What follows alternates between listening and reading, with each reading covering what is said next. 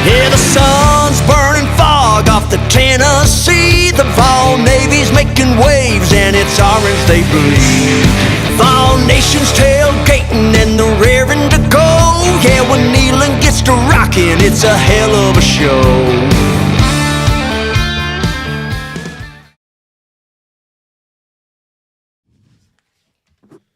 Hello, everybody. Welcome to episode 22 of the Vawls Deep Podcast. Our Tennessee Volunteers are 5-1 with the win over Texas A&M.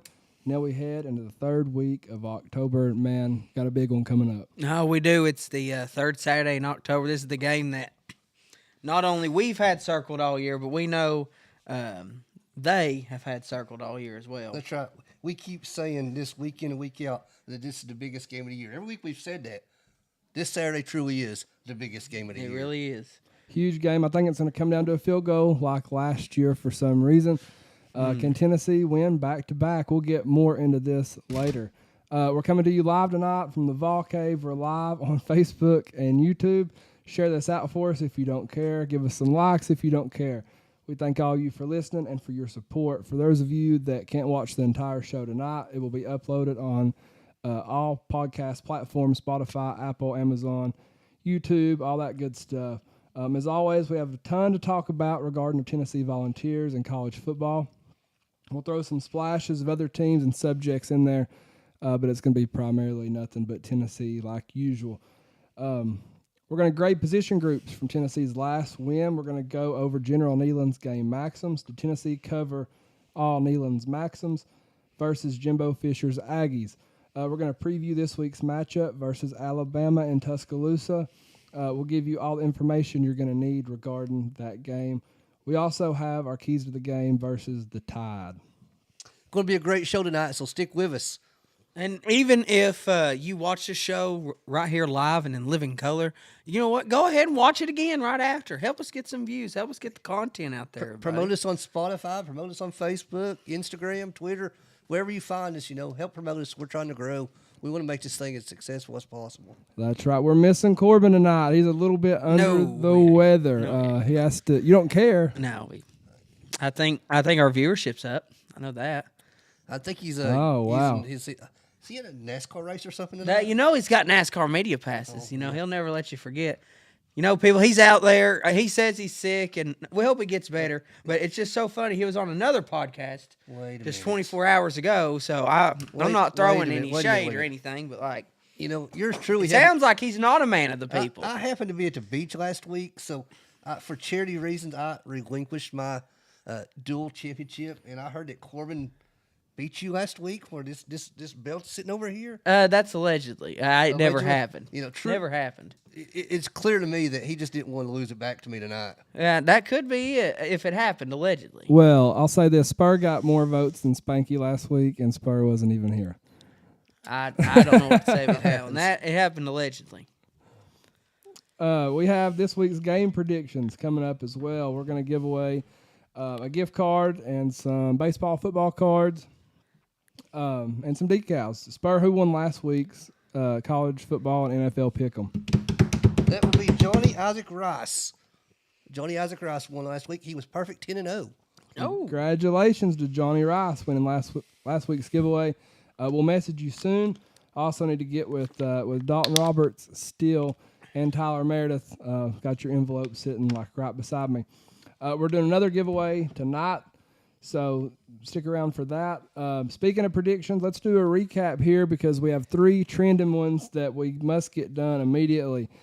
So Spur still has to act like a parking lot attendant at Walmart. Looking forward to that. And attempt to park 10 Walmart customer vehicles. Spur also has to walk backwards through a store and check out with an item backwards. I have to be a door greeter at McDonald's for 30 minutes. Spanky, he really got hit hard. Have you heard about this yet, Spur? I've seen it on this recap. Yeah, Spanky, he got hit hard out of the cup of misfortune for losing the pick'em. Look, no shame, no game. I didn't get hit hard. No shame, no game, buddy. Yeah. What do you have to buy, Spanky? I had to buy a candle. I got to buy Vaseline. I got to buy a cucumber. I got to buy whipped cream and a condom from Walmart.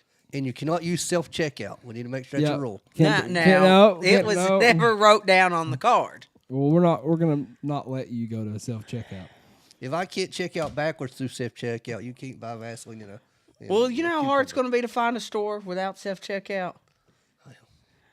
We may have to change it to the Dollar General or something. Well, they've gone self-checkout too here in Cofield. That's true. You know, I found a hole in my yard yesterday. I'm worried the Dollar General's going to pop up. Yeah. So Spanky has to purchase a candle, Vaseline, a cucumber, whipped cream, and a condom from Walmart. We're going to have to knock all these out soon because it's kind of building up on us. So we'll have to just... We do it all the same day, and film it, and have us a good blooper reel. So the current football pick'em standings go as follows. In first place, we have Corbin. Corbin went 8-2 last week, bringing his overall record to 51-21. I'm in second place, going 8-2 as well, with an overall record of 46-26. In third place, we have Spur, also going 8-2 last week and bringing his record to 45-27. In last place, we have the Spank. He went 7-3 last week. NFL games get me. And his record is 44-28. We're gonna have to catch Corbin. He's killing it, man. You know, those immediate passes are doing him well. Yeah, he must have some insider knowledge or something. He's taking to Vegas. He must have the script for the NFL. He must have that script. Well, he pulled away early in the season, and he's just been steady. So well, that's how it is with these pick'em things. Like if you can get a lead early, it's kind of hard to lose it. Yep. But he talked all that trash, and he's backed it up. Yes. Well, when you are trash, you seem to talk trash. So give him credit for it. Miss you, Corbin. Wish you was we here, do buddy. miss you, Corbin. I don't care what Spanky says. The Vawl Daddy missed you. So Spanky, later in the show, will have to dip out of the cup of misfortune for 2 weeks in a row. I don't dip. I chunky dunk, buddy. We got to make sure Corbin dips in that cup at least once. I know it's not right. So we're also going to do our pick'ems. We'll explain to you how all that works and how you can be a part of the giveaway later in the show. We have start bench cut. We have Florida, Alabama, Georgia, or other. And, of course, we have the duel. Corbin retook the championship belt. But it's gone now. Hey, wait a minute. I could be wrong here. But ain't this the third time in a row that the championship's been won and vacated? Because you got to think it went, I won it. Yep. Wasn't here. Then Spur won it. He wasn't here. And Corbin won it. And then he ain't here next week. Yeah, this is fan / Vacate has it more than about any of us now. Listener voted. So stick around so you can vote later in the duel so you can pick who gets the belt this week. You don't want to miss this. This is like the best entertainment that you can get off this show. Atlanta done Spur dirty, and he had to vacate the belt last week. Yeah. And I'm going to mention it again. Spur got more votes than Spanky, and he wasn't even here last week. Just shut up. Just shut up. We're going to be right back with our recap. Share this out with your friends, and let's have a good time tonight. Hey, what's up, y'all? It's the Vawl Daddy. I want to give a big shout-out to the Fairview Union. Great musicians, local people. Chad's from my hometown. They were gracious enough to let us use their music for our podcast. Make sure you check them out. They're huge Tennessee fans. You won't be disappointed. Let's hear them play. Man, you won't believe that roar when the boys find the checkerboard. The big orange is back. It's a fact. Volunteers, where you at? Get loud, staying proud. Send a message to the crowd. Y'all better get used to the fact. The big orange is back on track. Coach Hyper, where you at? Getting it done, having fun. Power team #1. Y'all better get used to the fact. The big orange is back. All right, and we're back. Welcome back to episode 22, the Vawls Deep Podcast. We're coming to you live on Facebook and YouTube. We're about to hit this week's recap. We appreciate all the likes, comments, shares. Please keep them rolling in for us. We truly appreciate it. Hit the comment box real quick. Ethan says, hey. Miranda says, woo, go Big Orange. Derek Goins says, go Vawls. And then Ethan mentioned that we are missing Corbin. Yes, we are. No. Jamie from YouTube says he wants this hat after this week, maybe. Everything's got a price. Jesse on Facebook says, how is Bama favored by 8.5 points? Good question. We'll talk about it here later. It's the media.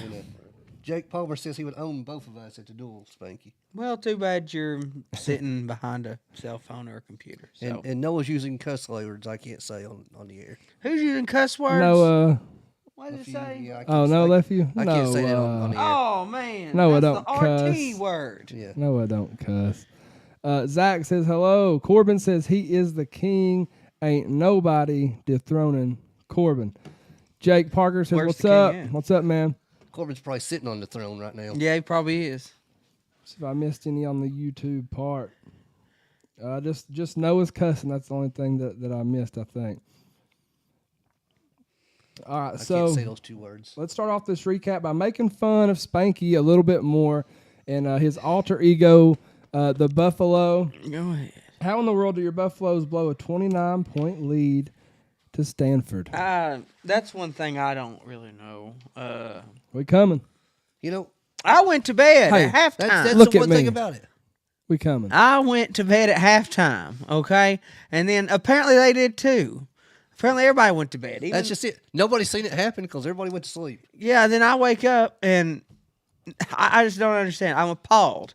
But I'm shocked. But you got to remember, they're still a young team, everybody. This is the first year that this team's really been together. So just hold on because they coming. He's got a Buffalo on I under the seen hoodie. an article today, and I don't know how true this is, so I don't like to pass out false information.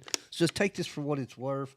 But I saw an article that stated that Shadur Sanders was on Instagram promoting did see that. products during halftime of that game. So, oops, if that's the case, Hopefully he's just got like a social media person. Oh, or I think something. he Let's does. hope I so. think Hopefully. yeah. you know, looking at the rest of their schedule, they have 5 very losable games left on their schedule. Oh, for sure. They got UCLA this Saturday. Yep. I don't hate Dion, but it's just No, I don't either. it's just funny.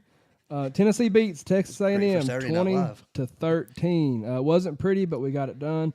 Overall thoughts on this win? Like you said, it's a. I know we'll hype on a little bit more. Everyone on the media's hyped on it. This is Josh Heupel's first ever win as a head coach when his team has not scored more than 30 points. The defense carried us, and that is an understatement. Guys, I absolutely loved it. Just what Spanky said, Heupel proved his team can win an ugly defensive struggle game. Again, his first win as a head coach scoring less than 30 points. And teams now know that we have a defense that is one of the best in the country, and we can beat you on offense or defense, or let's face it, special teams now. So Yep. just that much more that Alabama, Kentucky, Missouri are going to have to prepare for. Yeah, win is a win. I mean, on paper, Texas A&M is arguably has the best roster in the country. Yeah, I mean, You know, glad to pull it out. Wasn't pretty. Hopefully, maybe just a little bit of rust coming off the bye week. Maybe. Yeah, a little bit. Let's go over some offensive stats. Tennessee ran the ball as a team 49 times for 232 yards. The most rush yards anyone has put up on Texas A&M, which has the second best defensive line in the country. Jalen Wright led the team per usual, had 19 carries for 136 yards, which is a 7.2 yards per carry average. He's also first in the SEC when it comes to that. I think he's fifth in the SEC in rushing yards, which says a lot. considering he's got 2 other backs. Considering running a lot, too, considering the backs getting other carries. Jabari Small followed, 12 rushes for 42 yards. Joe Milton had 8 carries for 34 yards. Dylan Sampson had 9 carries for 25 yards. Overall thoughts on this Tennessee rushing offense? Man, it was awesome. You know, it's really what we expected to see out of a 3-headed monster backfield, and even Joe Milton lowered his shoulder a time or two. Finally. Yeah, finally. It's a dominant run game that has emerged to be the cornerstone of this Tennessee offense, and it was almost like old school smash mouth football, but in a high tempo modern style. And I tell you, it was fun to watch. It was, and we got to give credit to the big nasty hogs up front. Absolutely. Because, like I've always said, if there's no fire on the front of that cigar, there's not gonna be no smoke in the backfield. So give credit to the offensive line, even though I'll talk about them here in a little bit. We both will. With some holding calls, but offensive line did great. Running backs can't take nothing away from them. Solid day for everybody on the running side of the offense. Yeah, greatest running back room in the country. It seems like we say it every single week, but it's crazy. Like I said, it's crazy to look at Jalen Wright's numbers, how elite he is, then look at the carries the other 2 backs are getting as well. So, Well, you know, it's great to have the 2 other backs other than Jalen Wright because it keeps all three of them fresh. Oh, yeah. If one of them needs a break, we have someone that steps right in. Jabari Small will run a series or two. Dylan Sampson will come in for a series, and then Jalen Wright's fresh. His legs are good to go, and I he think just it runs helps right with through 'em. injuries too, It because does, you're absolutely. not constantly taking a beating. Because that running back position, there's a reason that running backs don't get paid what they get paid in the NFL, because they don't have a long enough career longevity because of just the beating and wearing and tearing that they take. You got to consider this a running back. Like receivers and everything, yeah, they catch the ball, they'll block in space, whatever. But a running back, you're either getting hit every time or you're blocking somebody Absolutely. every single time. Yeah, Joe Milton, we can talk about him. 11 for 22 for 100 yards total in passing. His average was 4.5 yards per pass play. He threw 1 touchdown and 1 interception. Overall quarterback rating of 63.1. Thoughts on Joe Milton's performance versus Texas A&M? He managed the game well. It wasn't pretty at all, but let's be honest, there was yards left out on the field. We had a clear drop of about a 60-yard touchdown pass. There was 2 or 3 non-call pass interferences that kind of could have skewed his stats a little bit better for him. But then they call the same exact thing another way. But whatever. that's one way. Calls go your way, calls don't go your way. It's going to be better, but at the same time, it didn't have to be better to beat Texas A&M. Look, it wasn't the best performance, like Spur said, but at the end of the day, got the win. Managed his team to get the win. And I get, some people are like, well, I want consistency. I want that. Would you rather have consistency or would you rather have a win? That's all I'm saying. Yeah, I mean, I got a minute. Like we got a minute to keep talking about the drop pass from Ramel. That would have been huge. Anybody could have caught that pass. But Joe's awareness does have to be better. He has to be tougher. I think he has to be smarter. That one time he could have literally, and I'm not trying to bash him or nothing. Talk about it later. Yeah. The fourth day, all he had to do is just run right upfield. But And I think when you seen him start lowering his shoulder second half, I'm sure he got that butt chewed on a little bit for Yeah. And for being. it looked to fire him up when he lowered his shoulder. I mean, he I talked don't- a little trash. Like, that's what we want to see from you, Joe. Yeah. Hell, And if then he you- throw the interception. If the next if you play. run on 3rd and 9 and you get 8 yards and you lower your shoulder and you don't get that 9th yard, I'm not going to say a word because you gave that effort. You tried, Just give yeah. that but effort, yeah. When That's he, what when he fans does wanna stuff see. like that, I just start having Ole Miss flashbacks from Exactly. 2000. And I think, and I'm not trying, to evaluate quarterback play because I'm also no quarterback. But I feel like, some people are different. Like some people, they have to sit back and they have to think about what they're going to do right before they do it. Then you got some people that can just go out and do it, don't even have to think. And I think that's kind of what Joe's thing. He wants to think about it before he does it. And I think that delays him just a little bit, especially with this offense, because with this offense, it's just so fast paced that you just don't have time to And think. that's what made Hendon Hooker so special again. Oh, yeah. He had those instincts that could just make plays out of nothing. And we're not on here trying to bash Joe, but not at all. Love him still. we've supported him since day one. But we got to be honest. And to me, he's just too nonchalant. Just just whatever. And like Can be a good or a bad thing. But you can go back to '98, and sometimes the QB play there wasn't the greatest either. So I don't know. I still love just keep winning. Still love his positivity. He threw the bad interception and was right back to trying to fire up the guys as they're going off the field, but it's still going to be better. Especially this week. Yeah. Let's hit our receivers now. Only 11 total receptions for 100 yards. Chaz Nimrod led the team with 4 catches for 31 yards. Squirrel White followed with 3 catches for 29 yards. McAllen Castles had 2 catches for 24 yards. Dylan Sampson, 1 catch for 9 yards. Jacob Warren, 1 catch for 7 yards and a touchdown. Not much action to talk about here, but what are your thoughts on the receiving core? Spur, you go ahead. It was mediocre at best, but enough to keep Texas A&M, their defense, honest. Keaton dropped the clear, easy touchdown early. I about pulled my hair out on that one. I was I was the best man and a DJ at a very good friend's wedding Saturday, trying to watch the game on the phone, and when Keaton dropped that pass, I yelled out a couple curse words. I did up in HH. We still need to see more separation, and where is Dante Thornton? He's going to have to emerge at some point. That's all we heard all offseason. That's what I said last year, that Dante Thornton has to step up. And I'll say it this week. He's got to step up this week as well. And like I said, that cat, and I think the receivers, they did enough, like Spurs said, to keep Texas A&M's defense honest. Because going into it, if you would have told me that we'd have had over almost 200 rushing yards, I'd have thought you were crazy just because that Texas A&M defensive line, one of the best in the country. And I think that was Texas A&M's game plan going into it was, let's let Tennessee beat us running the ball. Well, guess what? We did, and I think Texas A&M just wasn't expecting that. Yeah, we miss Brew McCoy. Boy, do we ever. Yeah. We miss Brew a lot. Not only receiving, not only his blocking, but his leadership. Leader. I love how Chaz Nimrod stepped up though. He done great. Let's hit the comment box real quick before we get to the defense. We've got a lot of them rolling in. We're live on 2 different Facebook accounts under Luke Jackson and Vawls Deep, and we're also live on YouTube.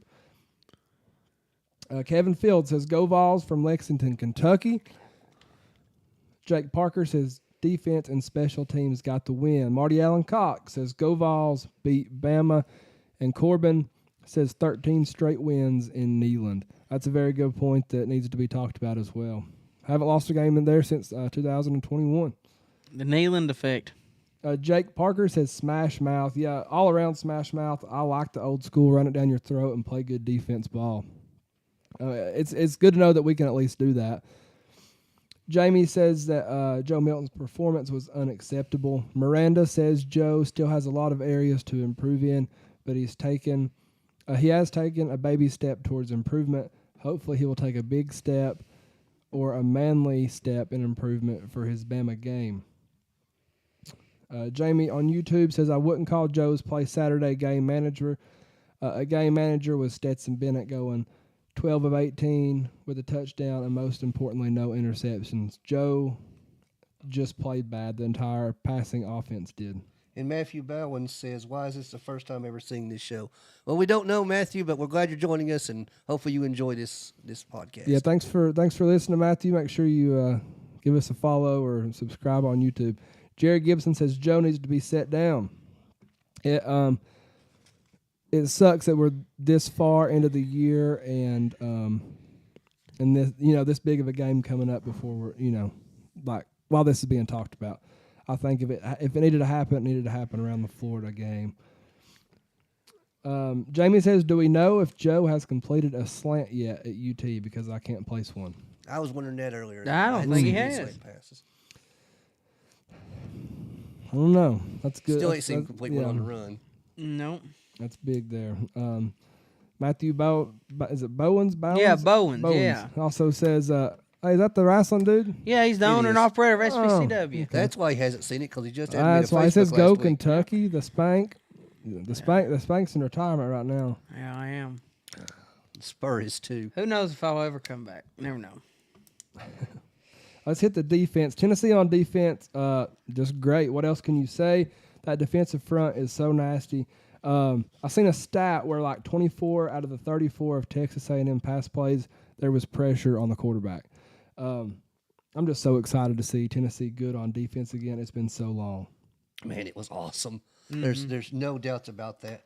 I almost felt bad for the Texas A&M quarterback. He looked like Garrett Tano out there getting hit over and over and over and over. And look, I'll give Max Johnson this.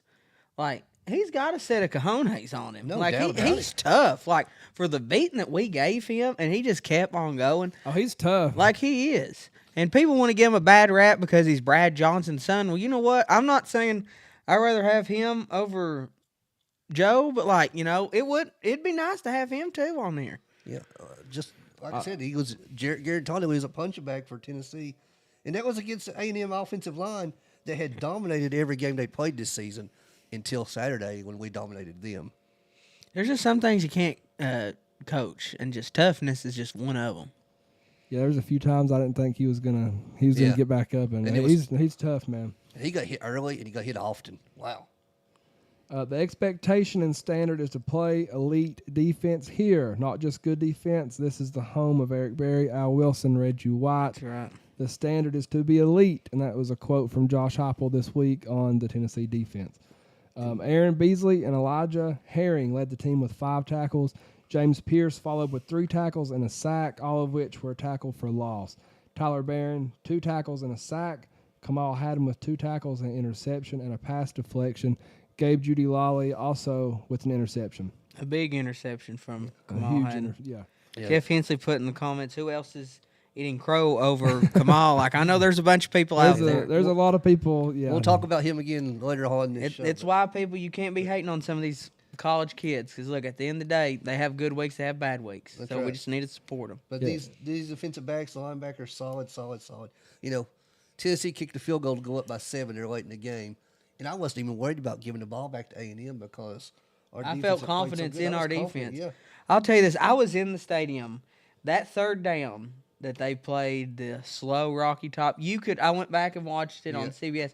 You could barely hear it in the stadium. I didn't know they played it till today. Actually, I seen the You video of could it. barely hear it in the stadium, just how loud it was. And honestly, I'll give my honest opinion about the stadium. I don't even think we were that loud compared to what we can be. Just because the simple fact of, it's Texas A&M, that rivalry's just not there. You know, South Carolina was louder because, we had something to prove. We got not game 2. That adds a lot. I've seen so many posts about people talking about how friendly the A&M fans were. They really and were. We got along great. It's like, what is this? They really When do we get were. along with other teams' fans? I'm telling you, they were some of the nicest people, and they talked about how much they loved Neyland, and it was the best environment they ever been to. We were down at the Vawl Navy, and they were just amazed with the Vawl Navy and just everything else. So they're better than Georgia fans, is what you're saying. Yes. Okay. If Georgia fans were on fire, I wouldn't piss on them. Special teams won the game for us, baby. What a performance by D. Williams. 1 punt return was all he needed. Took it 39 yards to the house. He also returned 1 kickoff for 19 yards as well. Well, let's be honest. It was 1 down punt inside the 1, then the punt return for the touchdown. Oh, yeah. Both by D. Williams. Yeah, he set up the entire sequence for us. And, afterwards, D. Williams gave all glory to God after the game. What a special weapon we have there. I think everyone in the stadium, everybody watching on TV, myself included, knew that as soon as A&M punted from out their end zone, Could that feel D. it. You Williams could was feel coming it. for a touchdown. We I knew it. had that feeling, and I knew once he returned it, I looked at my buddy Shaw, who I went with, and I said, ball game. Yep, I Right did too. there. Because the momentum, everything changed right then, right there. One of Neyland's maxims. It was literally 2 minutes before I had to walk down the aisle. Do you think that we need to get D. Williams more involved? Yes. Or like in the offense? Screens or Put maybe some kind of reverse? package in or- for him. yeah. A I jet agree. sweep, anything to get him in space. If not, just put him out there to give defense something else to be worried about. I agree. Jackson Ross had a good day punting the football, 3 punts for 120 yards. He put 2 of them inside the 20, had a 49-yard punt for his longest of the day. Charles Campbell was 2 for 3 from field goal and 2 for 2 for extra point. I remember after the Virginia game, first game of the year there in Nissan Stadium, Uh-huh. everybody was all up in arms about this Australian rules style punter that we have and how he did not have a very good game that first game. But we're seeing the benefits of it now because no team is going to get any kind of return on a punt against Jackson Ross. He holds the ball, he runs to the left or runs to the right, and then kicks it after our defense has already had a chance to get downfield. Still waiting for that fake, too. Yeah, still Yep. waiting on that fake. A&M had one of the most dangerous return men in the country. Yeah. Just sitting there back there waiting. He had 0 return yards. 0 for the whole game. Very It impressive. doesn't get any better. Some awards coming in for our studs last week. James Pierce Jr. earns another SEC Defensive Lineman of the Week honor. D. Williams comes in with a Special Teams Player of the Week honor.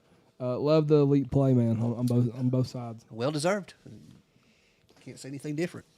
So now let's go over General Neyland's game maxims. We'll go over each one and agree or disagree if that maxim was reached. Maxim 1, the team that makes the fewest mistakes will win.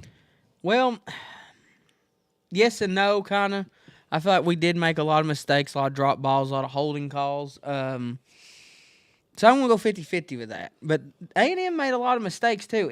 It really wasn't the prettiest game to watch. There was a lot of mistakes out there for that game. Both teams made mistakes at penalties. We made fewer mistakes, and A&M made 2 big mistakes near the end, and that's why we won the game.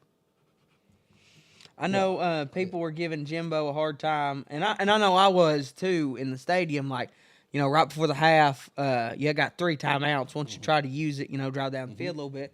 But he did make a good point. You got 3 timeouts. Tennessee had 3 timeouts. Why give them the ball back? on the 50-yard line with them 3 timeouts right before the half, and they can score. So I see that point in it. He was ahead at the time too.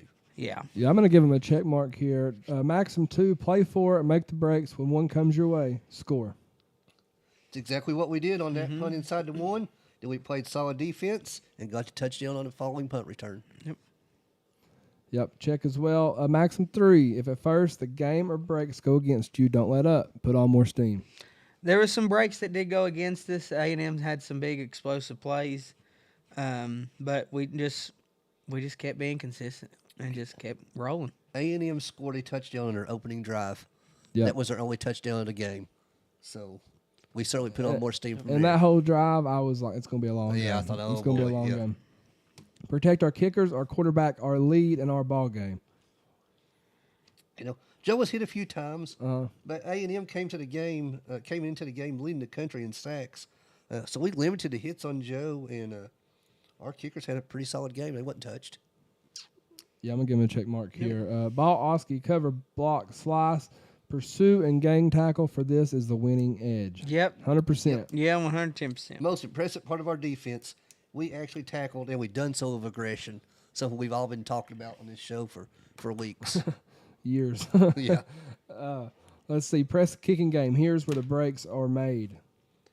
100%. Special teams made the big play and gave us the lead that ultimately led to the win. Missed one was like 51 yards. 51-yard or kick something like that, in crazy winds. We can't. no, it was windy. Oh, yeah, it was. was I've windy. seen a couple people's hats fly off the top of their head. Last Maxim. Carry the fight to our opponent and keep it there for 60 minutes. We the way- fought.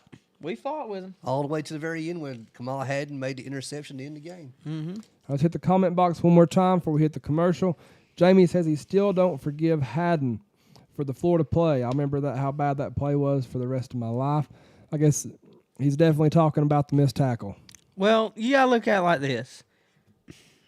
You got to go through bad times to enjoy the good times. And let's say he would have not had that bad play. He would have not learned from it, and he wouldn't have got better. So, like, I know it sucks. Hindsight's 20/20, but you got to look at the positive here. Ryan said the last field goal we put us up by 6. A&M had a chance to beat us. No, Ryan, we won 20-13, brother. We were up by 7. Jeff Hensley says more penalty yards than passing yards. Yeah. Yeah, he ain't wrong there. He is not wrong there. Yeah. Josh Haney Henry says that Joe is doing a good game. Really hoping against this one. And Yeah, we all are. all of us are hoping for that. Ralph says Joe needs to learn how to step across the open first down marker and not run out of bounds. Just move the chain when it's right in front of you. 100% Ralph. It's even going back to 2021, he's doing the same stuff. And I feel like he got a pretty good chew in there at halftime because he started actually lowering his shoulder. Yeah. I mean, the dude's We'll talk about it more. the I'm dude's sure. outweighing defensive backs by 80 pounds. He's as big as a linebacker, Yeah, yeah. he's huge, and he's scared to death. Kimberly says she read an article Aggie alumni parents brought to their 2 young sons. The sons loved Neyland and the Vawls so much, the parents bought them Vawl gear to take back to Texas. That's pretty. right. That's I pretty see cool. that. We converted on the Vawl fans. That's very cool. Thank you for sharing that, Kimberly. We'll be right back.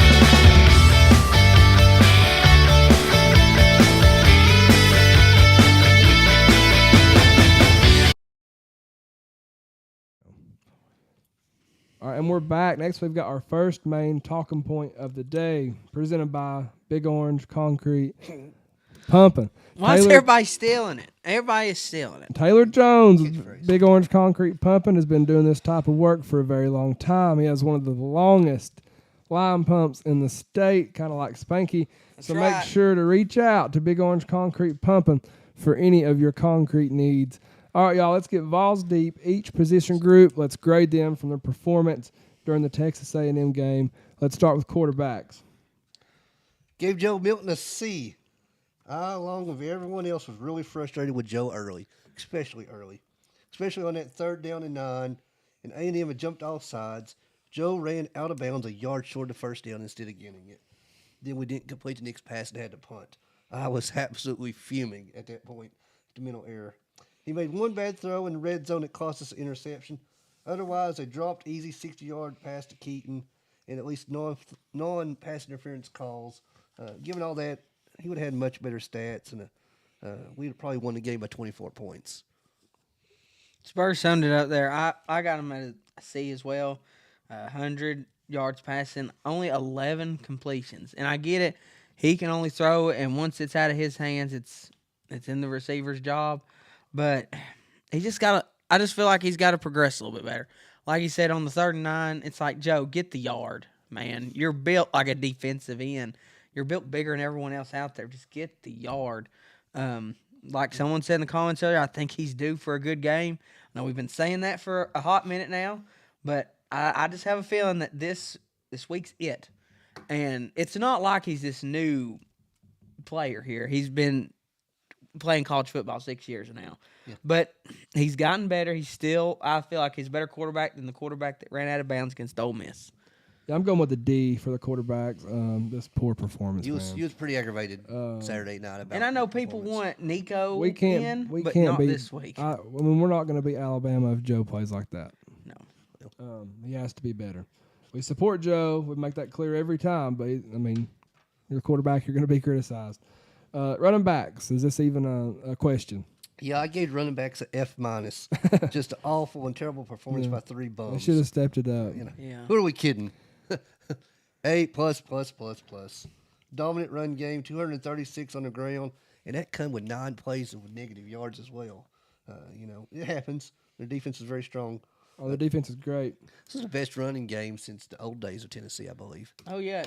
It's kind of weird because, last year, and I gave running backs an A as well, but it's kind of weird, last year Tennessee was about this throwing the ball downfield, just no huddle, up-tempo offense, and now it seems like we're back in the good old days of smash-mouth defense.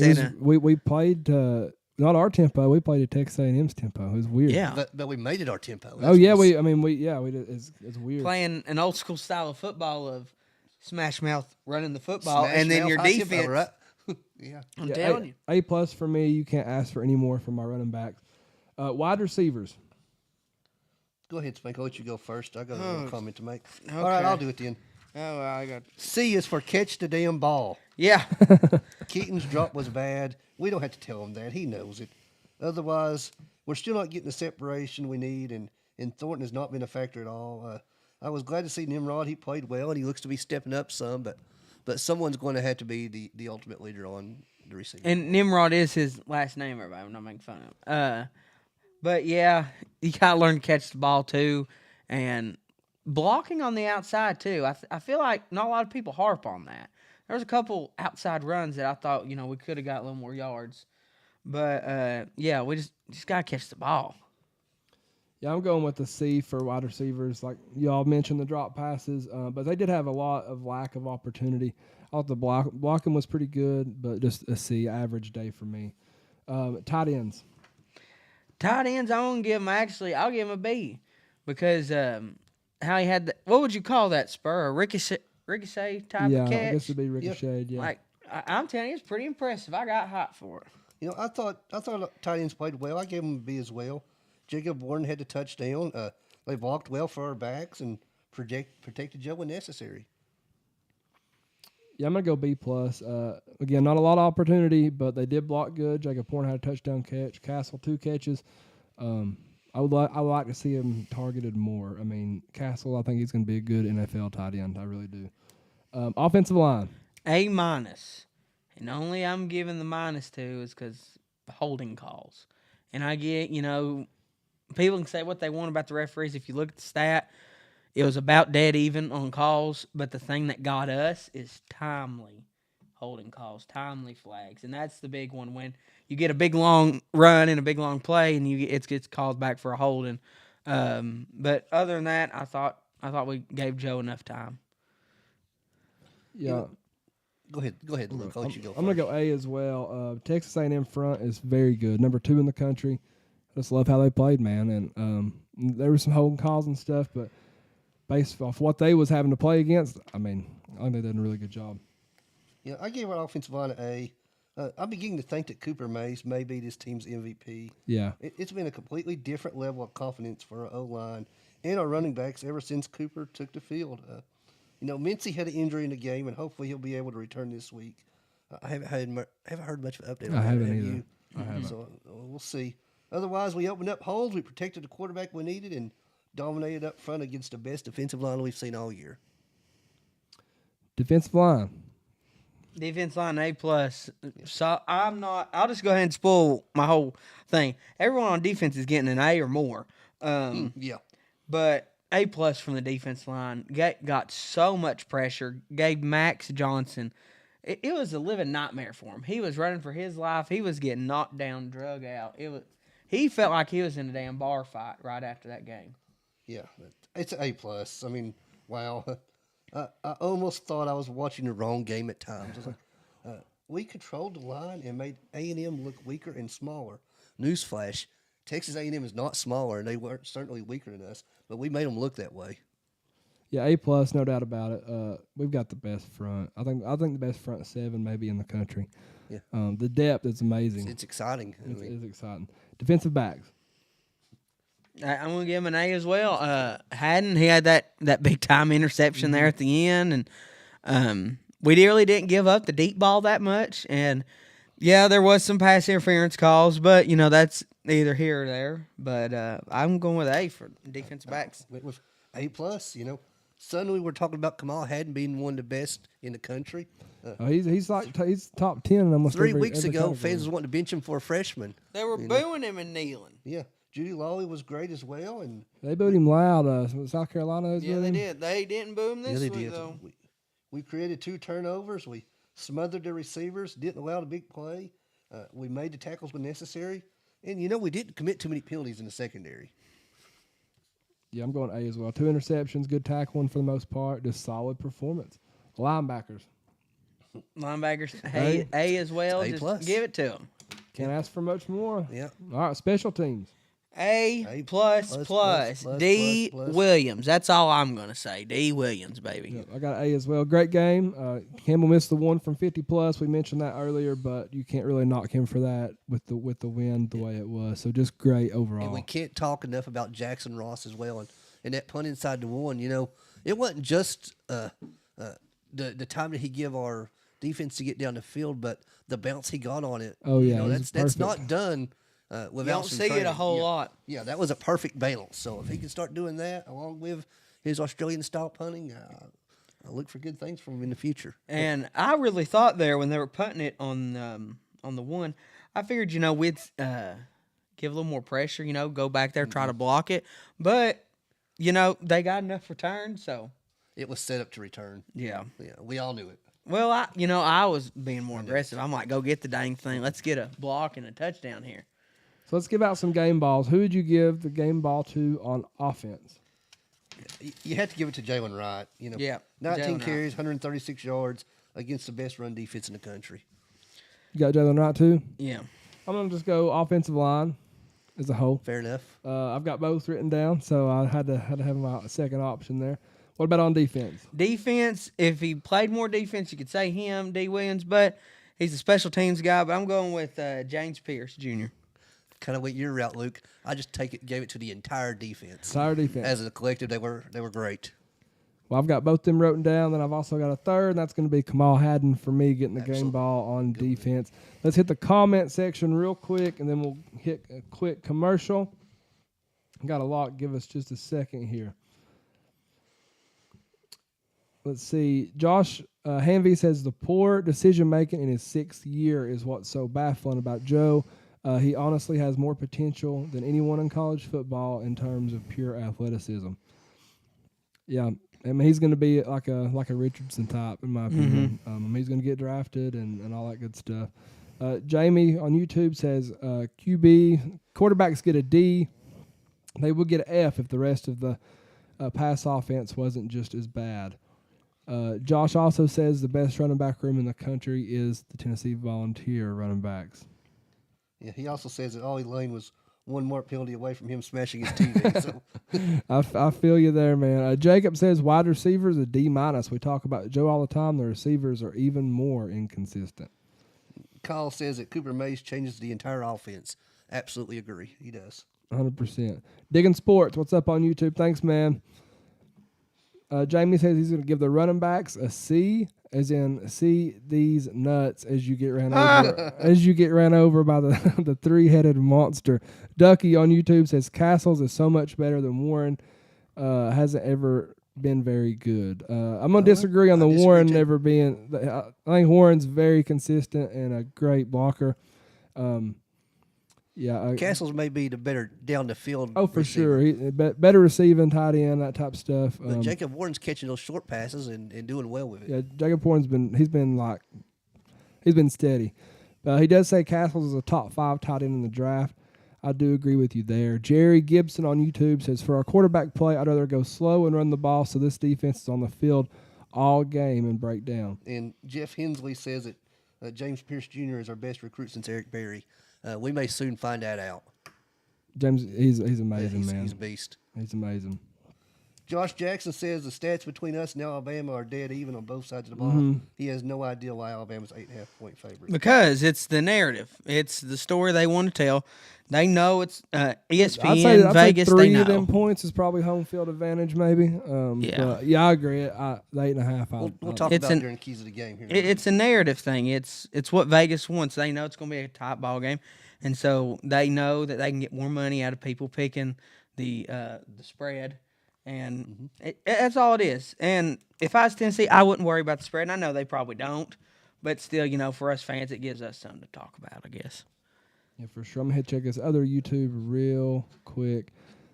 Let's see. Ralph is going to give the quarterbacks a C-, the running backs an A, wide receivers a C-. He's going to give the tight ends a B, but they're not used near enough in the passing game. I 100% agree with you there, Ralph.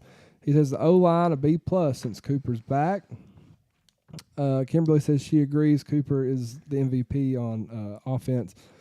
Ralph is going to give the defensive line an A, defensive backs and a B+. Robin Shelton says, Luke, you need to be apologizing to us Gator fans predicting us to only win 5 or 6 games. You're just there now. Yeah, Have you You're seen? still going to win some more. Have you seen the rest of Florida's schedule? Like I was looking at it the other day, and let's say it's not a walk in the park. Like it's not. There's a chance that Florida does not win the rest of the year. There is a chance. I wouldn't mind seeing that. I'll never, ever, ever apologize to any Gator fan for anything, Robin. Because look, let me just go ahead and say the schedule. They got Georgia. That's a loss. They have Arkansas. That could go either way. Arkansas can be very good. Yes, that could go either way. I'm glad we don't play Arkansas. Yeah, Be honest. LSU, Yeah. Missouri, and Florida State. There is a chance. There's a very good chance. Yeah, Missouri's very good, man. They're They are. Robin says he wants to remind us that he predicted the Gators to beat the Vawls and the Dogs before the season started. Everyone called me stupid, but everything is looking good for that to be true for us. I don't ever cheer for Florida, but if y'all beat Georgia, I won't be upset about it. I wouldn't either because I just want to see them get knocked off. Yeah. Well, I want us to beat them. I want us to be the first. Justin says, good evening, gentlemen. Let's go Big Orange. All right, we'll be right back. Stick with us. Give us some likes. Give us some shares. Next, we've got Start Bench Cut. Big Orange Concrete Pumping. They can accommodate any residential or commercial concrete project that you may have in mind. They have one of the biggest line pumps in the state. They take a lot of pride in their work, and they're waiting on your phone call today. Their number is 865-371-3367. Whether you're pumping noise and kneeling or pumping concrete, make sure you roll with the Big Orange. That's Big Orange Concrete Pumping, 865-371-3367. All right, and we're back. Welcome back to episode 22. We're live from the Vawls Deep Man Cave. We hope everybody's having a great Wednesday night. We're live on both the Facebook pages and YouTube. Share this out for us. Slap that like button. We truly appreciate it. Next, we have start, bench, cut. How this works is I'll give a question. We have to rank answers from first to last, start being 1 and cut being last. Are you all ready? We ready. All right. Question 1. How many total points does Tennessee score versus Alabama on Saturday? 17 or less, 20 plus, or 30 plus? I'm going with start 17 or less. Low scoring. I'm going to bench 20 plus and then 30 plus. I think this is going to be a 17-14 ball game. It's going Alabama, like I'll get into later. They're not a passing heavy team, and it's going to be interesting. Well, I'm going kind of opposite of that. I'm starting 20 plus. I'm going to bench 30 plus because I think we can score 30 against Alabama. And I certainly believe we scored more than 17 this week. Then the Alabama defensive line, they are no joke. We heard the same thing about Texas A&M. We scorched them. That's true. I'm going to start 20 plus. I think that Tennessee needs to score 20 to win probably. I'm going to bench 17 or less because I could see it being super low. And I personally don't see us scoring 30 plus, but Heupel has gave Saban hell for both years, so we'll see what he can dial up.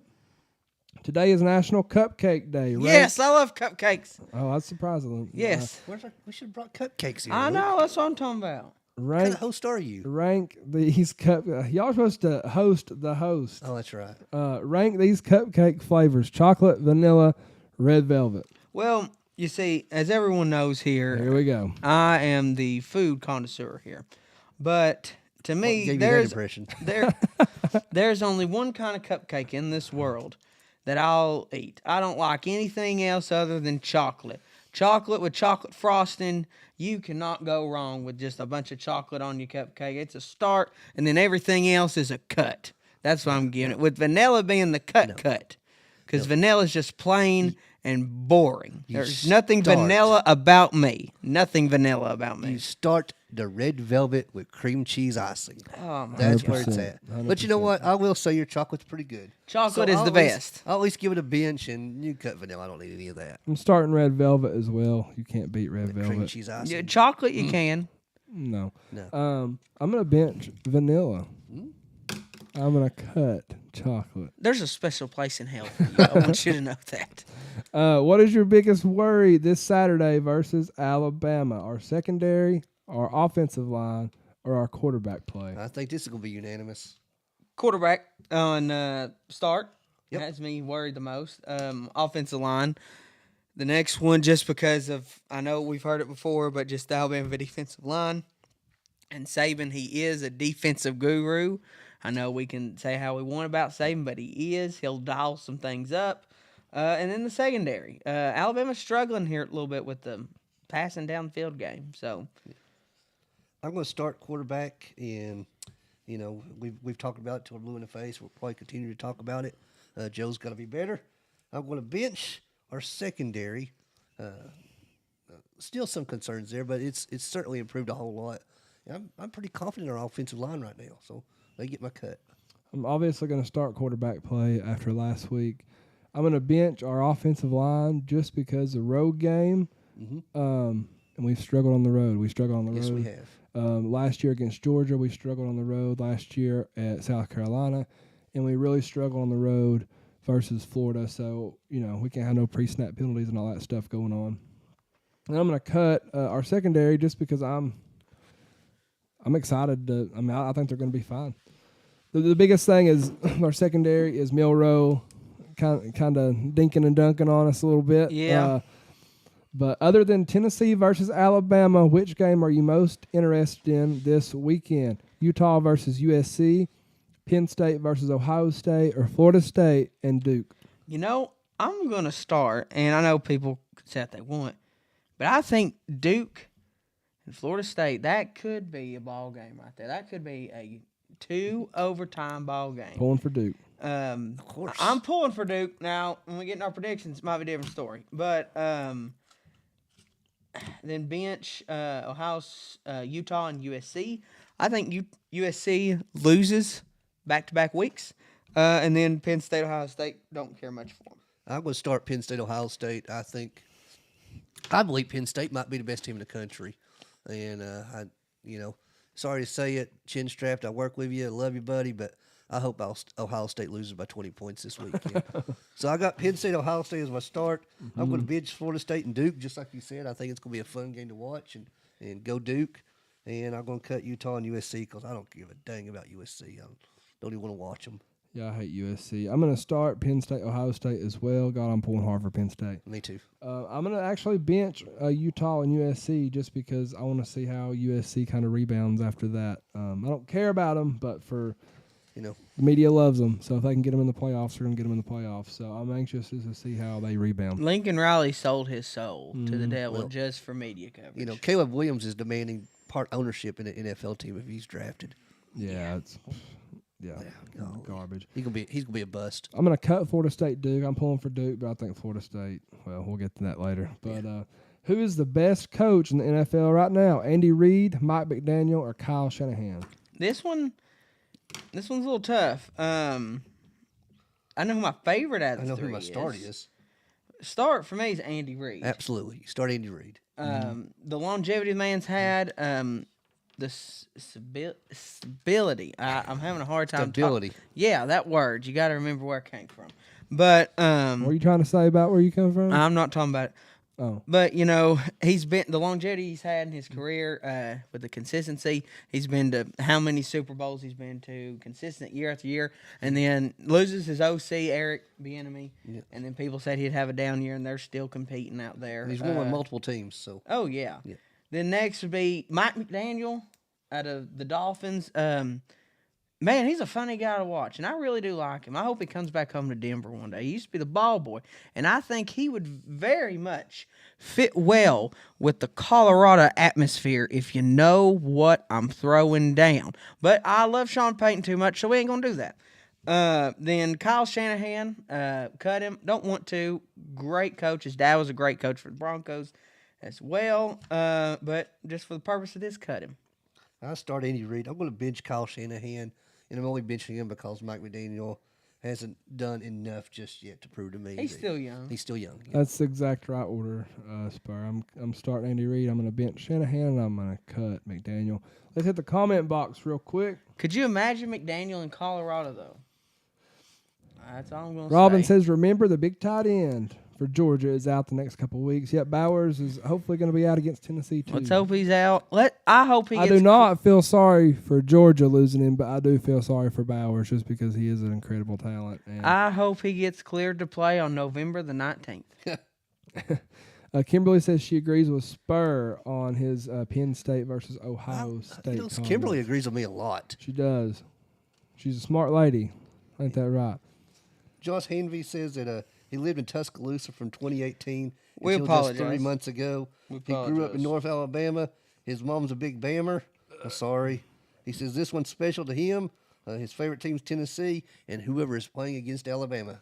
Go Love Vawls. it, Josh. Love it. Thanks for listening to us and commenting and interacting with us. Josh Jackson says he's going to start the 20-plus. He's going to bench the 30-plus and cut the 17 or less. He says he's going to start the red velvet cupcake. He's going to bench chocolate, and he's going to cut vanilla. That's right. As long as you're starting red velvet. I think Josh You copied people my are start crazy. bench cut. Jamie on YouTube says strawberry cupcake is the best cupcake. That wasn't one of our choices. No, it was not. I apologize, Jamie, for not putting that on there. Look, it's a big rivalry week this week, It's especially huge. for me. Like I got middle school Thursday. Our Cofield Central Middle School, we play for the state semifinals against Birchfield. Then Friday, high school plays the team down the road for the district championship. Who's that? The team down the road. Harriman? Where's that at? No, the team 5 miles down the road from us. Petros? No, they Oakdale? They were purple. Oliver Springs? Yeah, they don't deserve it. That was Start, Bench, Cut. Very fun segment and one of my personal favorites. We'll have our second main talking point of the day next. We're going to answer some tough questions about this Tennessee football team. Stick around. We have our new giveaway coming your way. We'll preview Tennessee's next opponent, the Tide. We put your skills to test with Spurs predictions, and we have giveaways. We'll be right back. ZNN Concrete are the professionals you need to call for all of your concrete finishing needs. Driveways, sidewalks, curbs, garage pads, footers, and much more. They can do it all. No job is too big, no job is too small. Give Z&N Concrete a call today, 865-360-6176. Residential or commercial. That's Z&N Concrete, 865-360-6176.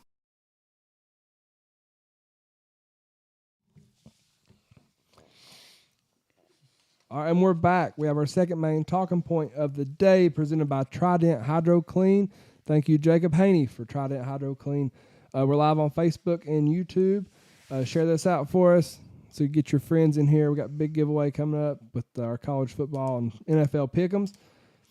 All right, some tough questions. Joe Milton, we really hate to beat a dead horse here, but 100 passing yards versus Texas A&M, 50% completion percentage. Got the win, but can we beat Alabama with this kind of performance from Joe Milton? How much better does Joe have to be?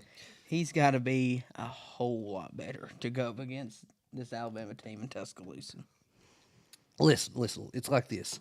If I read those stats back to you and said, "Can we beat Texas A&M with those stats?" we would have all answered no way.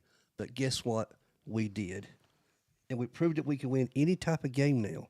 But yes, it definitely needs to be better for sure, and I believe it still can be. I think we need 200-plus passing yards against Bama. 28 points will win the game. Yeah, his awareness has to be so much better, man. Just as a quarterback, Situational awareness. Yeah, exactly. Just the football IQ in general just has to be better. Road game, we struggled horribly at Florida. Joe just has to make strides this week. He has to. Going to be part of the keys of the game for me is the atmosphere in Alabama. Up to this point, how much has this Tennessee defense exceeded your expectations? Other than the Florida game, way, way better than I expected. We talked on this podcast about needing someone to step up and put some hits on opponents.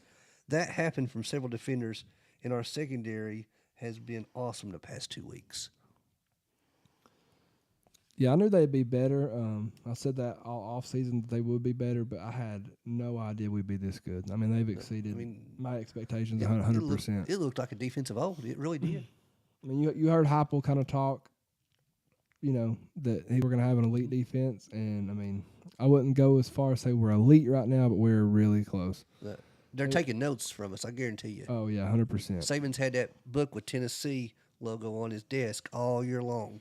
Oh yeah, on the top. On the top. Yeah. If you don't think that Alabama's coming back for revenge, then that's it. South Carolina was our revenge game. It's Tennessee, Alabama's revenge game. Because of all the fond memories everybody has of last year's game, we're going to be fired up too, though. Yeah. Alabama has we them same hungry. Memories. Absolutely.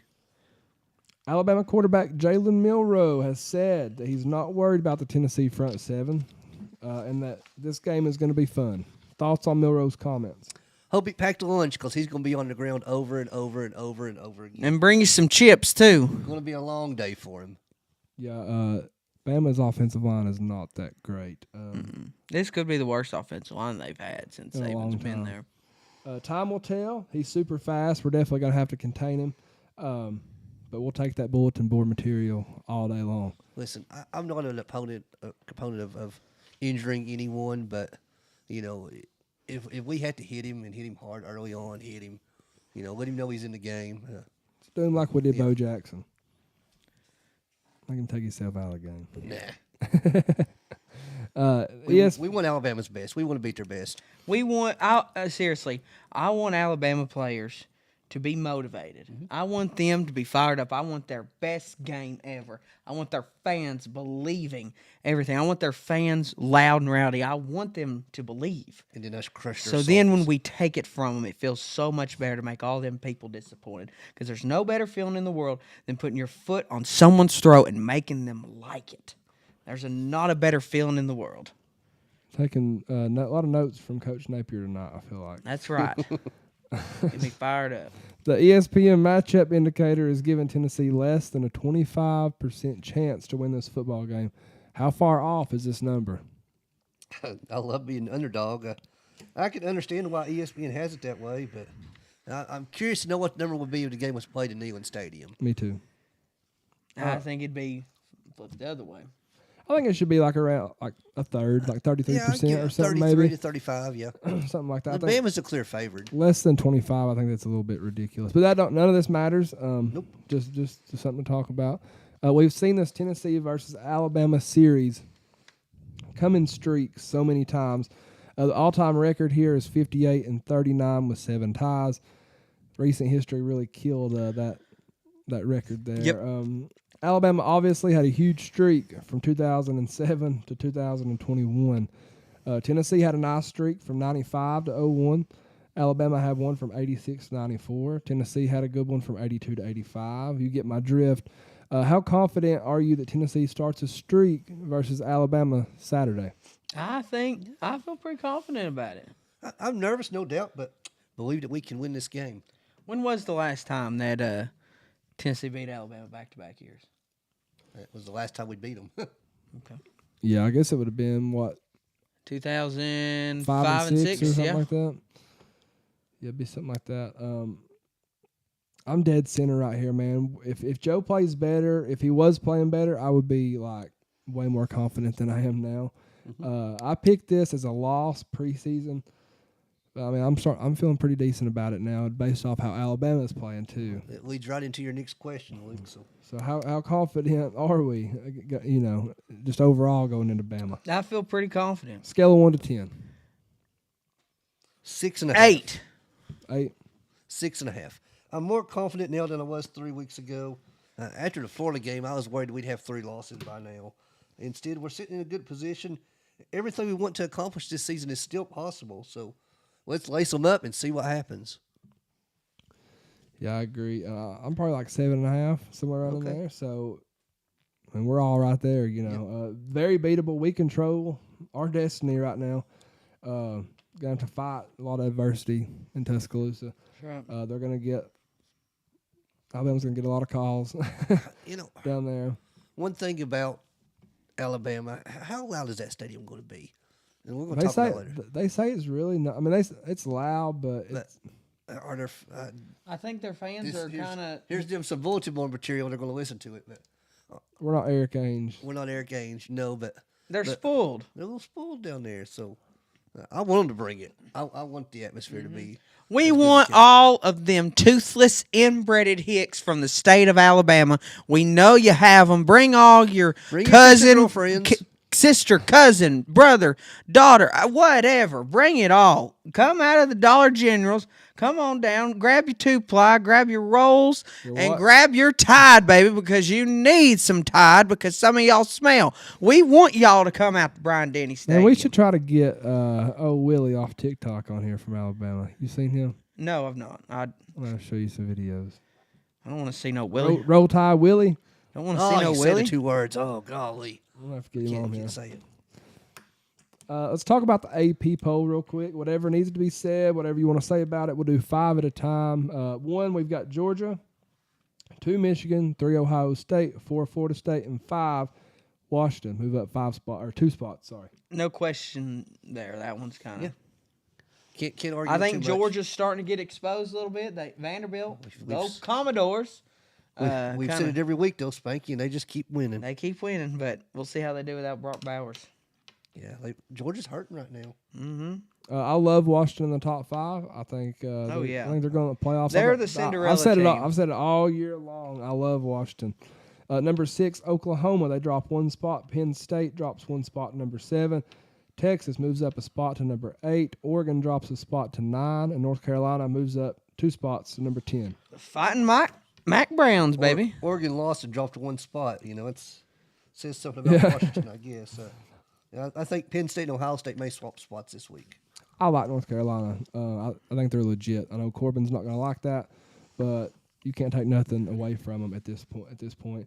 Little preview. I think Penn State moves up this week, and maybe that top 4 spot.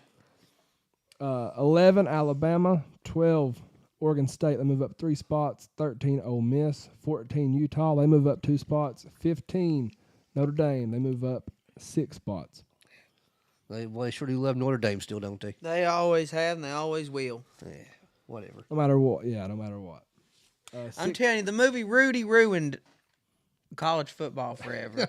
It really did. Rudiger. Well, I'm telling you, and Rudy, it also gives people a sense of hope because they think they're like, man, I'm not that athletic and I'm not that good, but guess what? Maybe I get a chance to play too. Well, I'm sorry, life don't work that way. I carried the water for 4 years for Spanky. Joe Lane. That's right. I carried the water for 4 years for Joe Lane's team, and he never once would put me on the basketball court. That's right. That's right. 16, you've got Duke. They move up one spot. Tennessee moves up 2 spots to 17. Just keep winning, baby. 18, USC. They drop 8 spots. Love it. Yep. Drop them again this week. Yeah, drop them again. 19, LSU. They move up 3 spots. And 20, we've got Missouri. Mizzou Tigers in the top 20. How long's that been since they've been in the top 20? Probably since they won the SEC and that was like their first 2 years, I think, or something. No issues there. 21, we got Louisville. They dropped 7 spots. Air Force, they're undefeated, right? They are. They're number 22. 23, we've got Tulane. 24, we've got Iowa. And UCLA dropped 7 spots to number 25. I can't argue too much. I like seeing Air Force up there, one of the service I do academy too. teams, making the top 25. I do too. We'll hit some comments real quick before we get We ain't got many of them. Everybody out there, send us a comment. Tell us got a story or Google. something. See, Josh says we're getting most of our pressures with rushing 4, and that's why our secondary is put in such good position. Milrow gets sacked 3+ times and throws at least 1 pick. That's a very good point, Josh, because last year we would get pressure, but we had to bring the freaking house and just hope that we got there before they could get the ball away. Jamie says Jalen Milrow has been sacked 26 times this year. Does that get you hot? Yes. Yeah, 100%. I think Alabama is like 130th in sacks allowed. Yep. It's something crazy. So that's like dead last. Robin Shelton says, go Ice Bears. Home opener on the 27th. I'll be there, Robin. Look, everybody, we need to comment. We are officially 29 days. 29 days, Spur. Do you know what happens in 29 days? Oh, boy. It's the best day of the whole year. It's November the 16th. It is the greatest day on the calendar. It is the Spank's birthday. And I think everybody, everybody, go ahead and start collecting your thoughts and your kind posts and wishes. And also take PayPal, Venmo, and Cash App. And cash and check. I will take anything. Jamie says, bring your sister, cousin, brother, whoever. That's one person in Alabama. That's I got a toothbrush for all 92,000 there. Throw away that toothbrush. Thank you all for listening to our second main talking point of the day. We still have a lot to talk about. We have predictions, giveaways, and the instructions there. But next we have the duel. The duel is listener voted, so please share this out. Get your friends in here so you all can vote on the winner between these two during the duel. We'll be right back. Trident Hydro Clean, your exterior home cleaning professionals, house, roof, driveway, concrete, gutters, and much more. Trident Hydro Clean, 865-363-8815. They've been in business for 5 years, and they have a 5-star Google rating and a 5-star Facebook rating. Call Jacob today. Give your house, driveway, and or patio the care it deserves. 100% satisfaction guarantee. See the difference between a professional and amateur cleaning. That's 865-363-8815.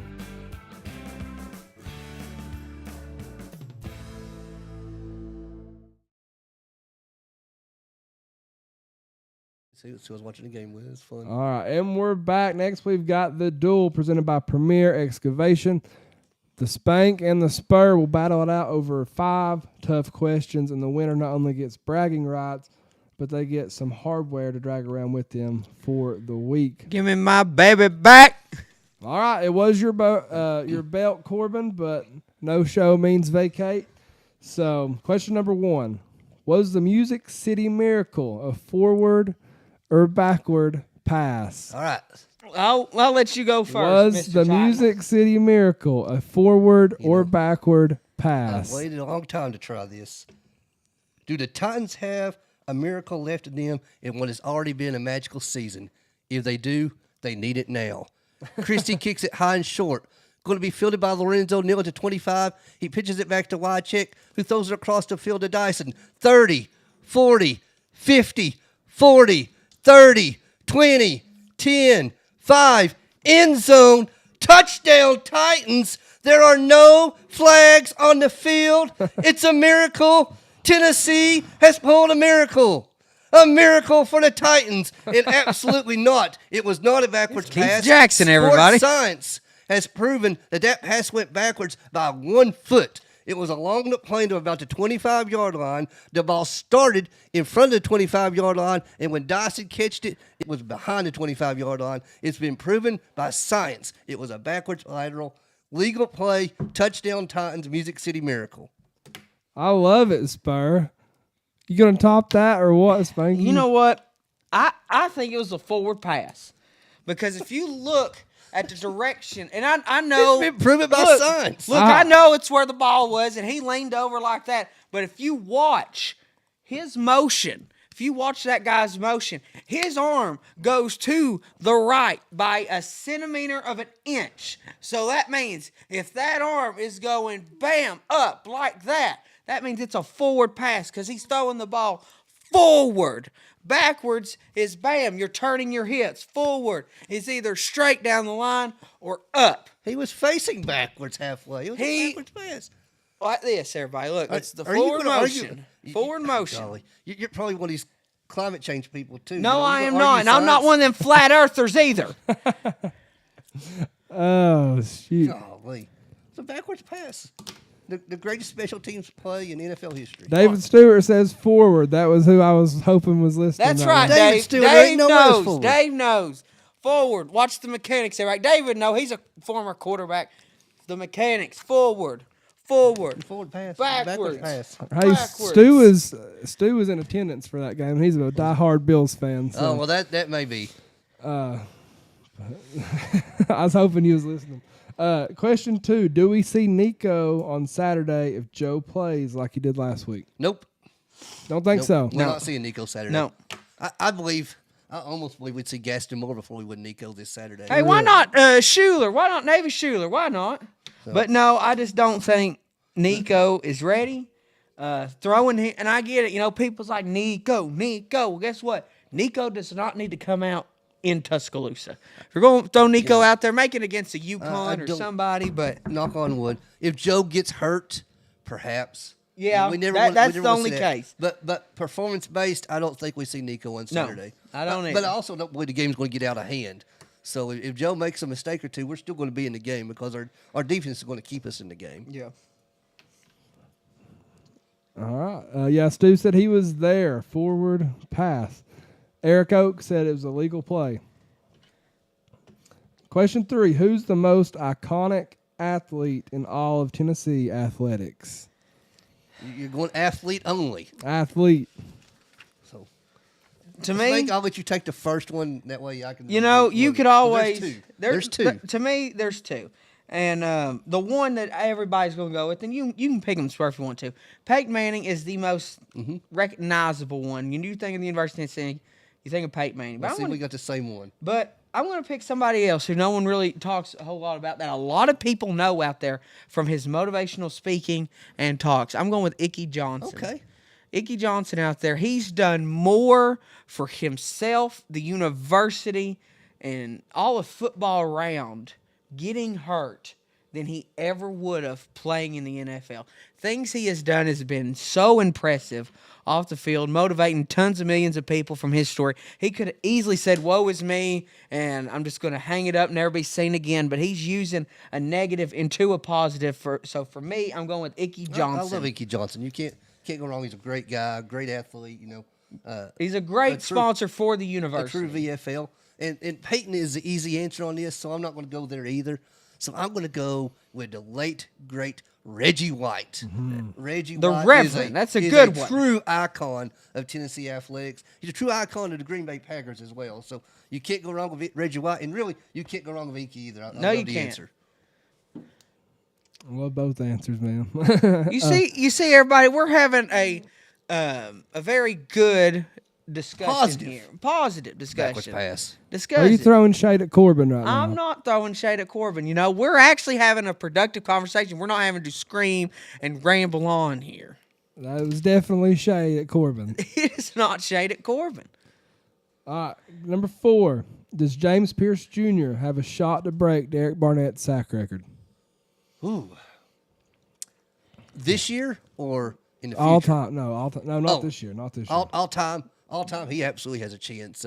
One of our people on Facebook commented earlier that he's maybe our best recruit since Eric Berry. I fully agree. If he stays 4 years, James Pierce Jr. may break the sack record at Tennessee. I think so as well. It's if he stays 4 years. If he stays 4 years. But you also got to think of the landscape here of college football. Derek Barnett, he just stayed 3, right? He just stayed 3, yep. But here's the landscape of college football. Guys can make more money now Absolutely. staying. So, one, why would you go? Because, yeah, you can enjoy the college life. I get, classes are kind of hard. You can enjoy the college life and everything and still make either the same or even more money in college. Yeah, James Pierce Jr. is going to be a megastar at Tennessee. And, under the Josh Heupel style, he's going to get more attempts on defense because he's going to be on the field more. So, more opportunities to make sacks, more chances to break that record. So, I hope he does. Question 5. If you could bring one wrestler back from the dead, who would re-energize the sport the most? Re-energize the sport? Yes. Oh. Ooh. I'm letting you go first on that one. That could just... You really... Yeah, that... To re-energize the sport right now would be the American Dream, Dusty Rhodes. Oh, my God. You just had to pick Dusty. You had to pick Big Dust. You just had to. It actually was not my first choice, but it hit my head that who would re-energize it. Because nobody could talk like the American Dream. And to bring him back and put him with Cody Rhodes would be simply amazing. Look at Spanky's mind right now. Everyone who knows me knows how I feel about the American Dream, Dusty Rhodes, baby. Hard times. Hard times are when the textile workers in this country are out of work. Hard times is when a man's worked a job for 30 years. 30 years, and they kick him in the butt, give him a watch, and say, hey, a computer took your place, Daddy. That's hard times. And hard times is what you just gave me. You gave me the predicament. You picked Dusty Rhodes. You let me go first. I know, and I shouldn't have. I knew what you was going to do. I should not have picked. But all right. I'm going with this. All right, let's see if you got the same second one. I'm going with the Von Erichs. Okay. I'm going with the Von Erichs because it's a terrible way that their family ended. And they got a movie coming out, including Silas Mason, Thrillbilly. But good. I feel like the Texas Territory could have stayed alive a little bit longer if the Von Erichs all stayed together and stayed alive. And I think it would really help the scene nowadays because you would have more Von Erichs out there than they are. I want to give honorable mention to one, Andre the Giant. Oh, yes. Golly, I'd love to see Andre would be huge. Yeah. I didn't mean that.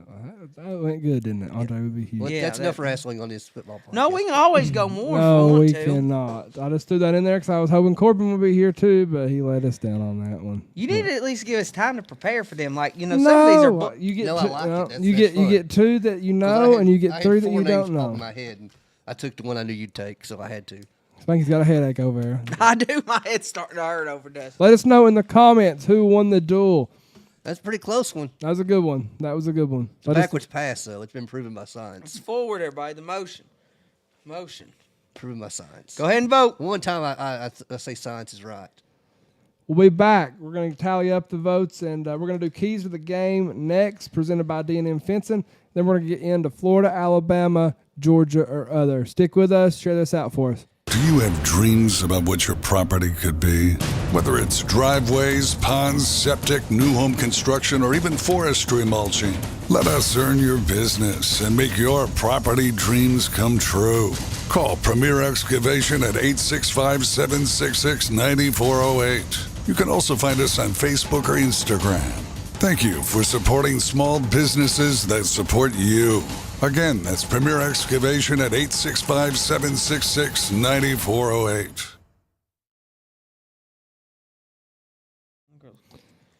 All right, and we're back. This Keep the is home votes. cooking right here, everybody. Keep the votes coming in. So far, Spur has got the lead. Hit the comments. Jamie on YouTube says Pat Summit if you're including coaches. That's why I asked if it was athletes or coaches only. 'Cause The I was mother going of Pat women's Summit. basketball. She's got her own documentary on HBO. She owns an entire sport. That's as iconic as it gets. Of course, Does she have a documentary on HBO? I believe she does. Yeah. I need to go check it out. nope, Spank got a vote for coming in.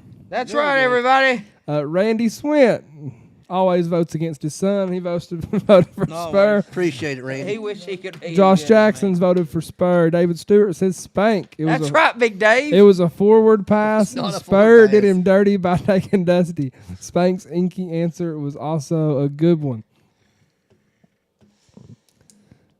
Checking the rest of these. All right, let's go ahead and hit keys of the game. Keep them votes coming in. Who you think Keep them coming, everybody. won the duel? Tennessee versus Alabama in Tuscaloosa at Bryant-Denny Stadium this Saturday with a 3:30 kickoff. CBS primetime game. Weather's looking like it's going to be perfect football weather. 70 degrees and sunny. Tennessee's 5-1 on the year, 2-1 in conference play. Alabama is 6-1 on the year, 4-0 in conference play. Huge game, a lot of the line. But that being said, let's get the keys to the game versus Alabama on offense. Keys to the game, timing, offensive line. We got to get protection up front, and I think if we can stick to kind of the same game plan as last week, let's run the ball, let's run it down their throat. I think we'll be okay. Now, receivers, you got to catch the ball. It's just plain and simple. Got to catch the ball. On offense, we cannot be predictable. I'm afraid we're going to become too predictable with run. We must throw with accuracy, protect the quarterback, open up run lanes. We have to be physical. We have to be smart.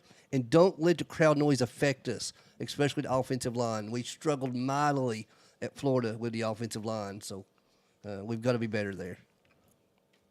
Look at there, Spank's getting all kinds of votes. No pre-snap penalties texting over there to for do me. votes? We got to handle the crowd noise. We can't give the crowd more momentum than they already have like we did at Florida. The offensive line has to be great. No turnovers, and Joe has to be better. What about on defense? Dominate the line of scrimmage. Hit Milrose over and over and over. Tackle and cover just like we did last week. And get off the field on third down. I think controlling the quarterback, we can't let him run on us. Can't let him run. He is very deadly on the run. I think if we can let him beat us throwing the ball, I think we can have some success. Getting off the field. Just getting off the field on third down. We cannot. On third down, we got to get him off. We can't let him hang around. Can't let the crowd get into it. Yeah, defense, exactly what we've been doing, man. Just have to create havoc in the backfield. Contain Milrow. He's so fast. We can't let him beat us. We just got to be us. We can't miss no tackles. Bama is 130th in sacks allowed. We have to get after. Absolutely. Have to get after them. Any side notes, special teams? Special teams, if we could do the same we did last week, pretty fine. I would like to see a fake punt, though. I'd like to see one. That's what I've got written down as well. I'd love to see. This might be the, especially take the crowd out of it too. Bama isn't the cocky, confident Bama that we're used to right now. They're nervous about us playing them more now than ever. Punch them early and do not let up, and believe you can win the game. We have to believe in ourselves. Yeah, no kicks out of bounds, no penalties. Get D. Williams involved all we can. And like I said, I like this. I want to see a fake, man. I want to see a fake bad. All right, so far it looks like. Should I keep letting this go? I don't know. You need to read your Facebook post because I got like 5 right there. Let me go to Facebook. What's it at right now? Right now I've got you up 1. There we go. That's what I'm talking about, everybody. Right now I've got you up 1. All right, we'll be right back. We're going to hit Florida, Alabama, Georgia, or other, presented by C&D Tire in Oak Ridge. Hey y'all, it's the Vawl Daddy. The C&D Tire Pros are your go-to experts for nearly all of your vehicle needs. Located in the heart of Oak Ridge at 164 Fairbanks Road, they've got a 4.8 out of 5-star rating, and that's very hard to do in the tire business. tire installation, wheel alignment, wheel balancing, tire rotation, tire repair, brake changes, oil changes. Hell, they'll even paint your back porch. I've known Zach since he was in diapers. We went to church together. We went to school together. We played football together. And he's been changing tires since he's been in diapers. Give them a call today, 865-483-7455. Like them on Facebook. That's C&D Tire, 865-483-7455. I don't care what you gotta do. All right, and we're back. Just vote. Just vote. Spanky is voting for himself on multiple platforms. No, I am not. Yeah, he is on every platform No, I'm not. that he's got. So he's cheating, but we're still tied even with all the. No, we the are. No, I mishap. am not. I did not, and I repeat, I did not use multiple platforms to vote. Morgan County Today says Spur gets 100 votes. He runs the page. And how many of these do you run? I can't comment because there ain't nothing going on. Yeah, Josh says used to be disqualified. What are you talking about? Look, he pulled my hair, Ref. Come on. Pulled your hair. He pulled my hair, Pulled Ref. your hair. All right, let's hit Florida, Alabama, Georgia, or other, presented by C&D Tire in Oak Ridge. I'll pick 5 crazy story headlines, and you all guess which state this happened in, and you must explain why you think it was that state. Votes still coming in from all these crazy platforms. All right, number 1. Man arrested for beating his roommate's pet raccoon. I thought that was going somewhere else. Keep going. Keep going. Keep going. Man arrested for beating his roommate's pet raccoon. Happened in Alabama. Alabama. It's happened in Florida. Keith My God. Williams. So you go the week of Florida, every one of them's Florida. But Alabama. It's still happening in Alabama. Florida is so easy. Keeson Williams was arrested December in Lake County after he beat a raccoon and allegedly threatened to kill his roommate. Williams had jumped off his scooter and started punching his roommate's vehicle when she arrived home. He threw a hammer at her as she escaped. The woman, who had not been identified, was able to run into the neighbor's home for help. Once there, the neighbor said that Williams had earlier threatened to kill him with a sewing needle and had confessed he'd been beaten with a raccoon. It's unclear if the animal survived, but he was arrested for aggravated assault with a deadly weapon and animal cruelty. Number 2, 16-year-old arrested for dropping a piece of cake at school. I've seen this story. So wait, so he dropped a piece of cake and he was arrested. 16-year-old arrested for That dropping you a know what piece I of would cake I would at pick school. Alabama. But you know what? That's something them Yankees do up there up the road. So up there in the upstates and all that. So you know what? We're gonna give it other. Screw it. I'm picking Alabama. This happened in Los Angeles, Yes! California. Of course it did. 16-year-old was in line at her school's cafeteria, Alabama. dropped a piece of cake. She didn't pick it up, so the school security guard arrested her and accidentally broke her arm as well. So she'll definitely think twice before, I guess, dropping any more cake. Number 3, man faces 5 years in prison for snooping through his wife's emails. Man faces 5 years in prison for snooping through his wife's emails. I would say Alabama because it's Alabama week, but I don't think they know how to use emails in the state of Alabama. Am I not? Actually, this happened in Alabama. I read the story. Okay, well, thanks for spoiling it for us. It's actually happened in Michigan. I convinced you of it. Suspecting that his wife was involved with another man and worried that it was affecting their daughter. Walker logged in to Clara Walker's Gmail account last summer. She said it was easy for him to log in because his wife kept the password in a book next to the computer. While Walker believed it was okay, Oakland County prosecutors did not and have charged Walker with a felony of misuse of a computer. Wait, what? Yep. So, wait, he got arrested for the wife going through his email? He went through hers. Yeah. He went through her email. Misuse of a computer. Is that just legal in Michigan or is it legal in I all don't states? know. That's dumb. Okay. 10-year-old girl arrested for eating lunch with a real steak knife at school. Well, I could see the problem in it. I could see it. Alabama, we'll go with. I'm picking Alabama all week long, so I'm picking Alabama no matter what. It's happening in Florida. He ain't picked not one Alabama one. Because I knew y'all think there's all going to be Bama. Well, I hope you have one good Alabama story coming up. I got some jokes. Okay. Got some jokes. A 10-year-old girl brought her own lunch to school along with a small steak knife to eat it with. For her actions, she was arrested and faced with a felony charge. Despite the fact the girl was using the utensil properly, when school officials discovered the knife, the police were called. As the police were unable to contact the girl's parents, they opted to arrest her. She was taken into custody at the Juvenile Assessment Center. Ultimately, police handed the case over to the state's attorney's office, with the student facing felony charges regarding the possession of a weapon on school premises. Hey, look, them Salisbury steaks are tough now. Yeah, they are. More than a dozen kids arrested for a food fight. More than a dozen kids arrested for a food fight. Alabama. Georgia. Chicago, Illinois. More than a dozen students aged between 11 and 15 were arrested after a food fight took place in the school cafeteria.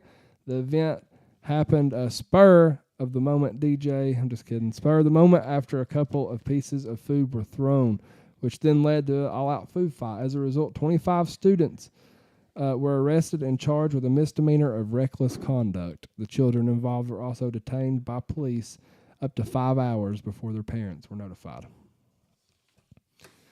That's crazy, man. It is crazy. This is craziness. Hey, I have a story. Do you? You ready for this? Okay. Let's hear it. Here, you got to guess one. Okay. An actor, a wrestler, or a rock star this happened to. So they do a drug test. Wrestler. Okay. Well, they do a drug test. And they tell them, they're like, hey, we drug tested you and it came back positive. He said, yes, thank you. And they're like, no. Positive. That's no good. Can you guess what it is? Ha! Chic one of boys now. Yes. Shiggy baby. Yes. Thank you. Chic one of boys now. I knew the story. Yeah, that's a good one. All right, what does the average Alabama student get on his SAT score? Negative number. Let's go, big guy. No, it's drool. Drool. What did the Alabama graduate say to the Tennessee graduate? There is no Alabama graduates. There ain't. Welcome to McDonald's, man. I take your order. Where was OJ really hiding right before the famous Bronco chase? On the campus of Alabama, he figured they would never find a real football player there. What do you call a good-looking girl at the University of Alabama campus? A visitor? A Tennessee fan. A visitor. Yeah. A good Tennessee fan, that's a good one, too. What should you do if you find 3 Alabama fans buried up to their necks in concrete? Pour some more concrete on Get get some more concrete. What do a maggot and an Alabama fan have in common? They both smell and have no teeth. They can both live off a dead bear for 20 years. Yeah. Why did O.J. Simpson want to move to Alabama? Because, I don't know. Everyone has the same DNA. What is 20 feet long and has 5 teeth? Not anybody in Alabama. the line at Alabama Stadium. The funnel cake line at the Alabama State Fair.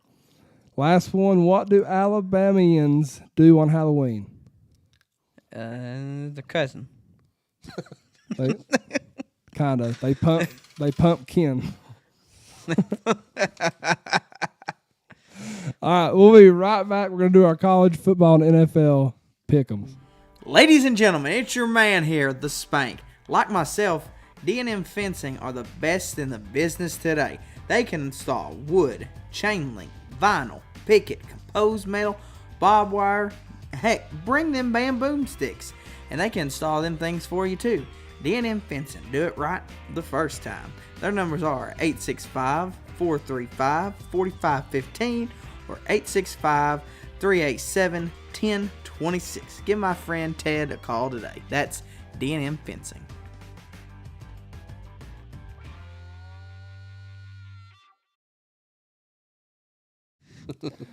All right, and we're back. Spur has won the duel by 1 vote. Oh my God, the tomfoolery! How many platforms did he use? How many platforms did you use? Thank I you, didn't Dusty. use none. Thank you, Dusty Rhodes. Don't you bring Dusty Rhodes into this. Feels better having this thing back. It's awful cold. Jeff Hensley says Saban has only dressed 22 players this week. The rest of them will have to dress themselves. I like it. All right. So let's do our weekly predictions. Before we get to them, though, it's time for Spanky to draw again out of the Cup of Misfortune. Spanky come in last place last week, so he can either do... Hey, Spanky, remind the people one time what you got to do for your last punishment. I have to buy a condom. I got to buy a cucumber. Got to buy Vaseline, and I got to buy a candle. You know, it'd be awful funny for Spanky to be in line. And you can't do self-checkout. It'd be awful funny for Spanky to be in line behind me as I walk backwards to check out. Yeah, that's all we need. Why do you got to keep shaking it up for? So I'm just curious what this is going to be. So Spanky either Why has can't to, you just leave it alone like how it was sitting Spanky earlier? has to. You probably put one on top, didn't you? That's whenever I left. That's what he did. All right. He's got it marked, too. Oh yeah, it's even inside out. I'm pretty sure. No. Should I draw 4, Spanky? No, it should be shook up now. Close your eyes. So he can either do this, or he's got to close your eyes, or he can donate $25 to charity. All right, put your fingers in there. You have trouble finding the hole. We know. That's the one that's marked. I knew it. Is it really? What do you got?